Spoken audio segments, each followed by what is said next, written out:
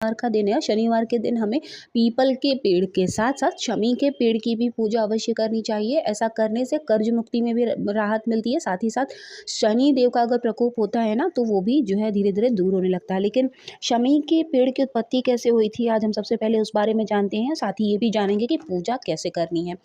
तो पुरानी जो कथा है उसके अनुसार शमी जो है वो ऋषि ओरा की बेटी थी। ऋषि ओरा अपनी पुत्री का विवाह धौम्य ऋषि के पुत्र मदार से उन्होंने किया था। विवाह के वक्त मदार जो है ऋषि सोनक से शिक्षा ग्रहण कर रहे थे। विवाह के बाद मदार शमी को छोड़कर वापस शिक्षा प्राप्त करने के लिए सोनक ऋषि के आश्रम में चले गए। शिक्षा के बाद जब मदार युवावस्था में पहुंचे तो वे अपनी पत्नी शमी को लेकर सोनक ऋषि के पास आशीर्वाद लेने पहुंचे। शमी मतलब शमी का पेड़ और मदार मतलब मदार का जो फूल होता है। मार्ग में जब वो पहुंचने लगे तो मार्ग में गणेश जी के भक्त वृषंदी ऋषि का आश्रम पड़ा, जहां दोनों मदार और शमी दोनों ही आशीर्वाद लेने पहुंच गए। वृषंदी ऋषि गणेश भगवान के अनन्य भक्त थे और गणेश जी को प्रसन्न कर उन्हीं के जैसा गजमुख होने का वरदान उन्होंने प्राप्त किया था। वरदान के कारण उनका मुख गज के समान हो गया था, मतलब कि हाथी की तरफ। लेकिन मदार और शमी उनके इस गजमुख वाले वरदान के बारे में उन्हें जानकारी नहीं थी, इसलिए वे वृषंदी ऋषि के गजमुख के रूप को देखकर दोनों लोग हंसने लगे। अपने गजमुख का उपहास होते देख वृषंदी ऋषि उसी समय बहुत क्रोधित हो गए, क्योंकि उन्हें अपना भी अपमान लगा और उन्हें भगवान गणेश का भी अपमान लगा। उन्होंने दोनों को श्राप दिया कि तुम दोनों ऐसा वृक्ष बन जाओ जिसे कोई पशु पक्षी ना खाए और ना ही तुम्हारे आसपास आए। श्राप सुनकर शमी और मदार बहुत दुखी हुए और वृषंदी ऋषि से शाप मुक्त होने के लिए बहुत उन्होंने अनुरोध किया। श्राप मुक्त करने में असमर्थ वृषंदी ऋषि गणेश जी के पास गए और उनसे प्रार्थना की। गणेश जी अपने भक्त के श्राप की लाज रखने के लिए शमी एवं मदार के जीवन के उद्धार के लिए उन्हें वरदान दिया कि वे तीनों लोकों में पूज्य होंगे और भगवान शिव की पूजा इन दोनों के बिना अधूरी होगी। इसके अलावा जहाँ ये दोनों पति पत्नी साथ में होंगे, स्वयं रिद्धि और सिद्धि के साथ मैं स्वयं वहाँ पर रहूँगा।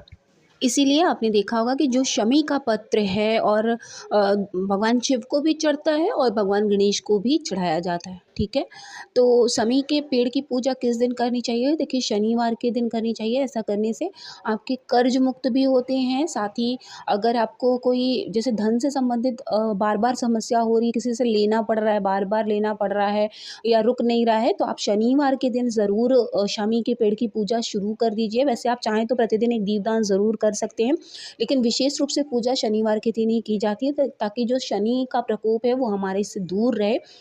तो सबसे पहले क्या करना है, शुद्ध जल से शमी के पेड़ को स्नान करा देना है। उसके बाद पीले चंदन से टीका लगा देना है। उस पर जो भी आप चाहें वो चढ़ा सकती हैं। मैंने यहाँ पर गेंदे का फूल चढ़ाया है। उसके बाद कलावा के वस्त्र चढ़ा देने हैं। भोग में आप चाहे मिश्री, बताशे या गुड़ भी चढ़ा सकते हैं। देखिए, अगर आप कर्ज मुक्ति के लिए चाहते हैं तो आपको जो है सरसों के तेल का ही दीप जलाना चाहिए, अगर आप सिर्फ कर्ज मुक्ति के लिए चाहते हैं। लेकिन अगर आप सिर्फ उनको पूजनीय पेड़ में पूज रहे हैं तो आप गोलबाती का जो है देसी घी का या तिल के तेल का भी दीप जला सकते हैं। आप चाहें तो शाम को भी ये पूजा प्रदोष काल में कर सकते हैं और सुबह भी कर सकते हैं। ठीक है, अगर आप शनि से रिलेटेड चीज़ों के लिए कर रहे हैं तो आपको शाम को ज़रूर करना चाहिए। इसी के साथ साथ काले तिल ज़रूर चढ़ाने चाहिए। इससे जो है शनि की साढ़े साती अगर होती है या ढैया होती है कहते हैं ना, तो वो दूर होता है। और अगर आप चाहें तो काली जो उड़द की दाल होती है वो भी ज़रूर चढ़ाएं। इसके बाद स्वास्तिक बनाकर इस तरह से दीप को वहाँ पर रख देना है। जो भी भोग आप लगाएंगे, भोग उठा लेंगे थोड़ी देर के बाद, जब आपकी पूजा संपन्न हो जाएगी, भगवान से प्रार्थना कर लेंगे आप कि भोग ग्रहण कर लें वो। उसके बाद भोग उठाकर आप अपनी थाली में वापस रख लीजिएगा। इत्र सेवा उन्हें ज़रूर दीजिएगा। साथ ही आप चाहें तो भगवान गणेश की भी देखिए आप आरती कर सकते हैं। और अगर, क्योंकि इसमें गणेश भगवान का भी वास होता है, और अगर नहीं आप सिर्फ शनिदेव से रिलेटेड इसकी पूजा करना चाहते हैं तो शनिदेव का आप इसमें जो है जाप कर सकते हैं। ओम शनिश्चराय नमः का भी जाप करते हुए आप पूजा पाठ कर सकते हैं। आप चाहें तो धूप बत्ती जला सकते हैं या फिर अगरबत्ती जो अब लकड़ी के उसमें भी आने लगी है वो भी आप जला सकते हैं। तो इस तरह से आप पूजा अपनी संपन्न कर लीजिएगा। प्रसाद जो है वो पूरे घर के सदस्यों के साथ मिलकर बाँट कर खाइएगा।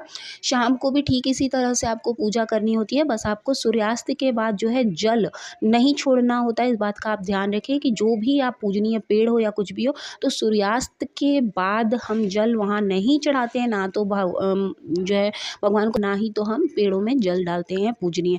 तो इस बात का आप ध्यान रखेंगे। अगर आप सुबह पूजा कर लेते हैं तो शाम को सिर्फ आप दीपदान कर सकते हैं। तो आई होप कि आपके लिए वीडियो बहुत यूज़फुल रही होगी। वीडियो अगर आपको ज़रा भी अच्छी लगी हो, आपके लिए यूज़फुल रही हो, तो प्लीज़ चैनल को ज़रूर सब्सक्राइब कर लीजिएगा, ताकि हम आपके लिए हमेशा ऐसी ही जानकारी वाली पूजा पाठ वाली वीडियोज़ लेकर आते रहें, ताकि आपके घर में सकारात्मकता फैलती रहे और हम भी पूजा पाठ का प्रचार प्रसार ऐसे ही कर सकें। जहाँ इतनी निगेटिविटी है वहाँ हम पॉजिटिविटी फैला सकें। मिलेंगे नेक्स्ट वीडियो में, तब तक महादेव की कृपा आप सभी पर बनी रहे। ओम नमः शिवाय, जय माता दी।